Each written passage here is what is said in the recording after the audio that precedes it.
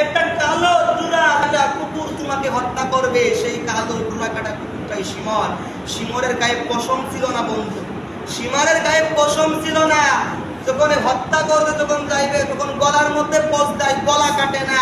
শেষমেশ হযরত ইমাম হুসাইন বলছিল, আমার গলার মধ্যে তুমি কাটতে পারবে না, উপর করে শোয়া ঘাড়ের মধ্যে পোঁচ দাও, ঘাড় আলাদা হয়ে যাবে। এই বন্ধু, এরপরেও কি কেউ এই ইয়াজিদকে রহমাতুল্লাহ আলাইহি যদি বলে, আপনারা কি মানবেন? হ্যাঁ, যায়েদ ইবনে আরকাম যখন তাকে প্রতিবাদ করলেন যে আমি অনেকবার দেখছি যে ইমাম হুসাইনের এই দুইটা ঠোঁটের মধ্যে আল্লাহর রাসূল নিজে দাঁত দিয়ে চাটতেন, তখন এই যায়েদ ইবনে আরকাম মুরব্বী যে সাহাবী, ইনি প্রতিবাদ করার কারণে এই ইয়াজিদের নেতৃত্বে, ইয়াজিদের হুকুমে যায়েদ ইবনে আরকাম রাদিয়াল্লাহু তাআলা আনহুকে হত্যা করা হয়েছে। ইয়াজিদ দোষী না? ইয়াজিদ দোষী না? সাধারণত সিম্পল ভাবে একটা উদাহরণ দিচ্ছি। আপনাদের এলাকার চেয়ারম্যান, আমাদের এলাকার চেয়ারম্যানের যদি কোনো লোক যদি বিরোধী কোনো দলের সাথে যদি মারামারি করে, হানাহানি করে, দোষ হয় কার? চেয়ারম্যান, ঠিক না? আপনি অর্ডার দেন আর না দেন, দোষ আপনারই হবে। তাই যে ইয়াজিদ সরাসরি ভাবে ইমাম হুসাইনের মারার জন্য অর্ডার দিল, এই ইয়াজিদ কি দোষী না? যে ইয়াজিদ বললো যে আজকে হুসাইনকে হত্যা করে কুরাইশ 70 কাফের নেতা যে বদরের ময়দানে হত্যা হয়েছিল, সেই হত্যার প্রতিশোধ আজকে নিলাম, রাসূলের সেই প্রতিশোধ আজকে নিলাম, এই ইয়াজিদ কি দোষী না? অনেক সাবধান, ঈমান বাঁচানো বড় কঠিন, ঈমান বাঁচানো ভাই বড় কঠিন। ঈমান আগে বাঁচান, আগে আকীদাকে ঠিক করেন, এরপরে আমল করেন। আপনার যদি আকীদাই ঠিক না হয়, আপনি আমল করে করবেন? আপনি পাহাড় পরিমাণ আমল করতে পারেন, কিন্তু আপনার আকীদার ঠিক নাই। আকীদার বেদাতের কারণে, আকীদার ভুলের কারণে মানুষ জাহান্নামে যাবে, আমলের ভুলের কারণে মানুষ জাহান্নামে যাবে না। আমি আপনাদেরকে বুঝাই, আমলের ভুলের কারণে মানুষ জাহান্নামে যাবে না। আপনার আকীদা মানে কি? আকীদা মানে বিশ্বাস। আপনি যদি এখন বিশ্বাস করেন আল্লাহ কয়জন বলেন তো? আল্লাহ কয়জন? একজন। আমি আপনি যদি এখন বিশ্বাস করি যে আল্লাহ দুইজন, হবে? এটা আকীদার মধ্যে বেদাত হলো, আল্লাহর সঙ্গে শিরিক হয়ে গেল, এটা আকীদার মধ্যে বেদাত হয়ে গেল। তবে এই বেদাতের কারণে মানুষ জাহান্নামে যাবে। আর যে আমলের যেগুলো বেদাত, আমরা মিলাদ করি, আমরা কিয়াম করি, আমরা যে সমস্ত যে আমলগুলাই করি না কেন, রাসূলের জীবনে যা ছিল না, আমরা যে সমস্ত আমলগুলা করি, সমস্ত আমল যারা বলতেছেন ভাই বেদাত বেদাত, এগুলিও বেদাত। এই বেদাত করার কারণে মানুষ জান্নাতে যাবে, জাহান্নামে যাবে না। তবে আপনি যদি আমলের বেদাত বাদে আপনার আকীদার মধ্যে যদি বেদাত হয় যে আল্লাহ দুইজন বা আমাদের নবী ছাড়া আরো একজন শেষ নবী আসবে, গোলাম আহমদ কাদিয়ানীতে যদি আপনি শেষ নবী মানেন, এইটা যদি আপনি মেনে নেন, এটা কিন্তু আকীদার মধ্যে বেদাত হয়ে গেল। তবে আপনি আকীদার বেদাতের কারণে জাহান্নামে যাবেন, আমলের বেদাতের কারণে জাহান্নামে যাবেন না। তাই তো রাসূল হাদিসের মধ্যে বলেন, আখলিস দীনাকা ইয়াকফিকাল আমালুল কালিল। তোমার ঈমানকে আগে খাঁটি করো, আগে ঈমান খাঁটি করো, আগে আকীদাকে পরিশুদ্ধ করো, আগে আকীদাকে শুদ্ধ করো, এরপরে আমল করো। আর তোমার ঈমানকে খাঁটি করো, অল্প আমলই নাজাতের জন্য যথেষ্ট হয়ে যাবে। বেশি ভাই আমল করা লাগে না, বেশি আমল করা লাগে না, অল্প আমল করলেই জান্নাত পাওয়া যায়। আপনি একটা আমল করেন, নিয়মিত আমল করেন। আর একটা কথা বন্ধু, যারা 5 ওয়াক্ত পড়েন নামাজ, তাদের তো আলহামদুলিল্লাহ। আর যারা নামাজ পড়েন না, তাদের কাছে আমার অনুরোধ, ইমাম হুসাইন রাদিয়াল্লাহু তাআলা যেই দিন শহীদ হয়েছিলেন, শাহাদাত বরণ করেছিলেন, ওই দিন ছিল মাহে মুহররমের 10 তারিখ শুক্রবার, জুমার সময় ইমাম হুসাইন রাদিয়াল্লাহু তাআলাকে যখন শিমর যখন হত্যা করতে চাইছিলেন, হত্যা করতে যাবে, গর্দানের মধ্যে ছুরি লাগানোর পরে বলছিল, এই হুসাইন তোমার কি কোনো শেষ ইচ্ছা আছে? তখন বলছিল, যখন শেষ ইচ্ছার কথা যখন বলতো, আমার একটাই শেষ ইচ্ছা, আজকে যে জুমার দিন 2 রাকাত ফরজ নামাজ জামাত বাদ আছে, আজকে জুমার দিন 2 রাকাত ফরজ নামাজ জামাত বাদ আছে, তুমি কোন শেষ ইচ্ছার কথাই বলছো?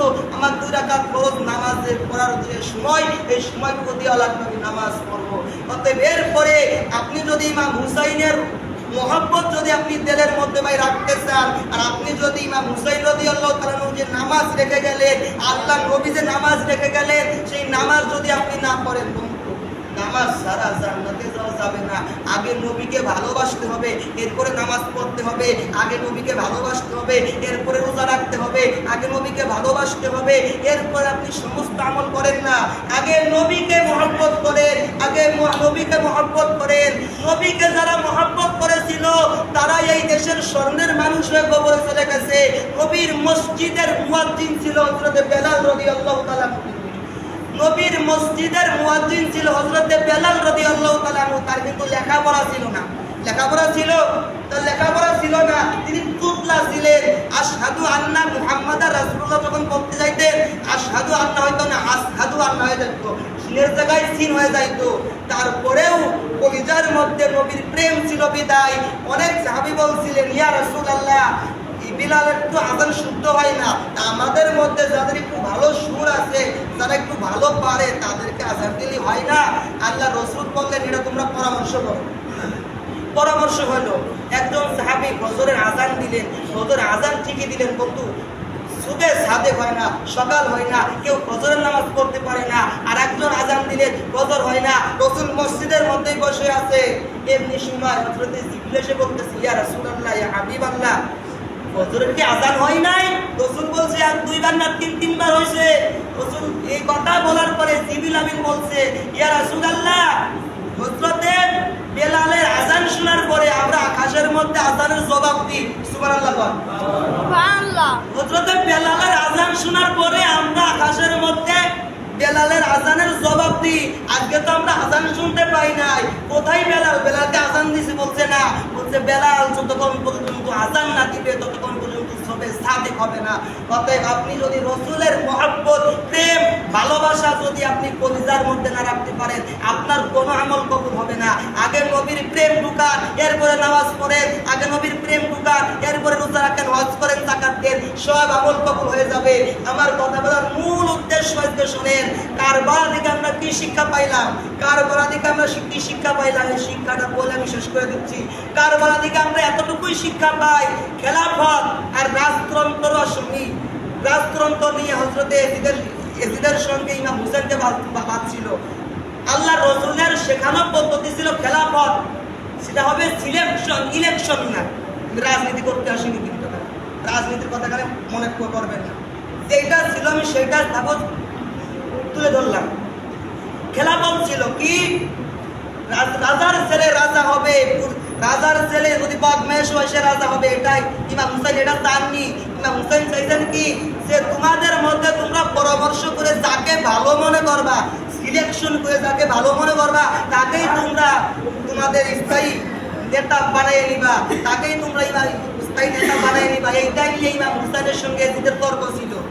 এইটাই নিয়ে ইমাম হুসাইনের সঙ্গে ইয়াজিদের তর্ক ছিল। অতএব ইমাম হুসাইন রাদিয়াল্লাহু তাআলা কে যারা হত্যা করছে তাদেরকে জীবনেও আল্লাহর ওলি কেউ বলবেন না।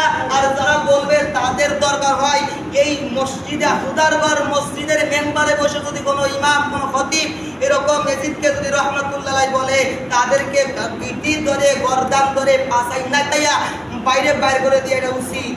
এটা সত্য ভাষায় বললাম, এই জন্য যে নবীর সাথে এটা সংযুক্ত, এটা নবীর সঙ্গে এটা সম্পৃক্ত। বন্ধু, এটা আমার সাথে না, এটা আপনার সাথে না, এটা আল্লাহর রাসূলের সাথে সাদৃশ্য। অতএব ইমাম হুসাইন রাদিয়াল্লাহু তাআলা ভাই নামাজ ছাড়েন নাই, তরবারির তলে পড়ে নামাজ ছাড়েন নাই। 2 রাকাত নামাজের মধ্যে 72টা তীর খাইছে। কয়টা? 72টা তীর খাইছে, 72টা। এই 72টা তীর খাওয়ার পরে ইমাম হুসাইন কিন্তু নামাজ ছাড়েন না। অতএব কেউ নামাজ ছাড়বেন না। রাজি আছেন তো ইনশাআল্লাহ?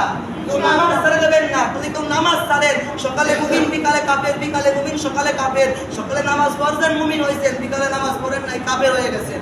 অতএব কেউ নামাজ ছেড়ে দেবেন না। আমার অনুরোধ, আপনারা কেউ ভাই নামাজ ছেড়ে দেবেন না। কারবালা থেকে যদি কোনো শিক্ষা না পান, একটা শিক্ষা নিয়ে যান যে আমরা 5 ওয়াক্ত নামাজ কায়েম করব। নামাজ পড়া, নামাজ কায়েম করা আলাদা, সেটা আগামী সপ্তাহে ইনশাআল্লাহ বুঝাবো।